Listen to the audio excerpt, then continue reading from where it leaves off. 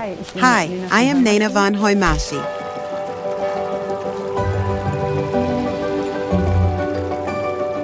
I have been working for many years on composites, especially regarding the material properties. I am frequently asked as a lecturer and conduct many in-house training courses. Obviously, lighting is always a big issue there. The curing of composites, which is related to the material properties. I realize that lighting is always a big issue.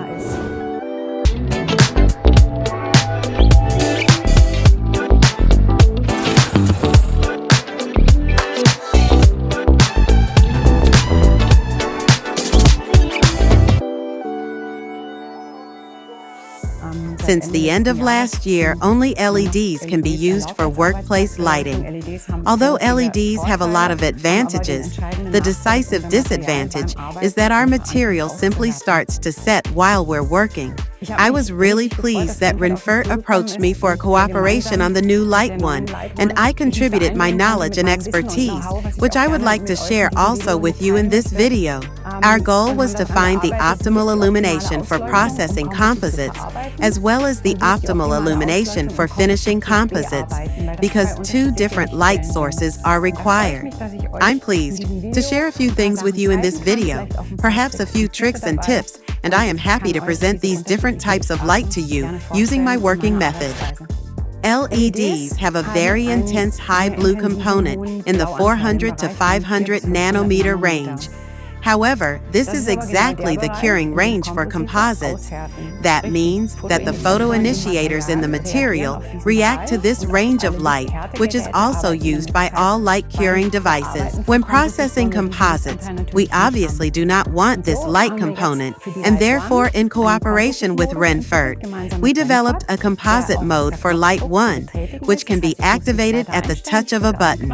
This means there's nothing I need to set. I simply press a button and get the composite mode, which provides me with a processing time of around 30 minutes, allowing me to work the material safely before it starts to set. We have slightly reduced the blue component without getting too far into the yellow and orange range, since this obviously would alter the light. We aim to work in natural light because, especially with composite, it is important to distinguish the color shades when layering, working, or finishing them. If the light becomes too orange, we can hardly distinguish any color nuances.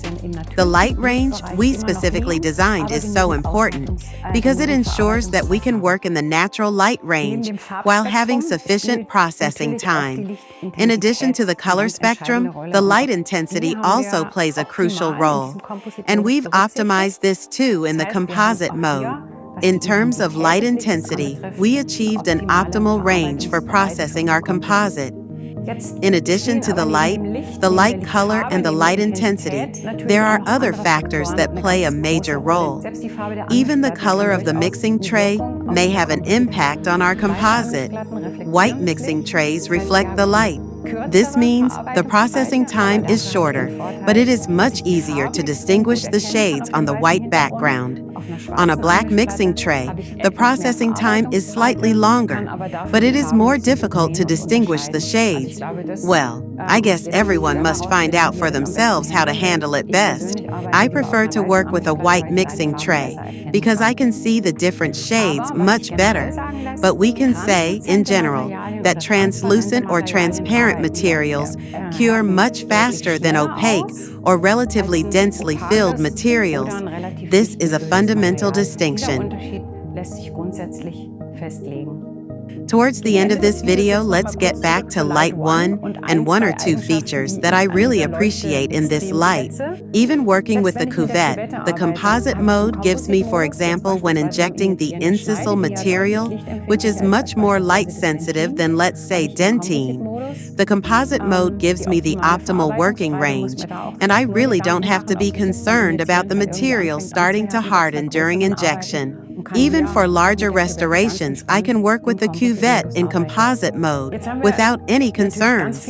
Now, we've talked a lot about the composite mode and the composite processing time, but once it has cured, I need to work on it and finish it properly, and I need light for these tasks. And this is why I am going to light 1. For me, the second decisive advantage of this light is the home button, where I have set the optimal working light for me, so that I simply need to press the home button and get my work light, providing me with an enormous amount of light, which is limited to my workspace and does not dazzle, for totally relaxed and, above all, fatigue-free work. I get back to my work with a completely new enthusiasm and pleasure.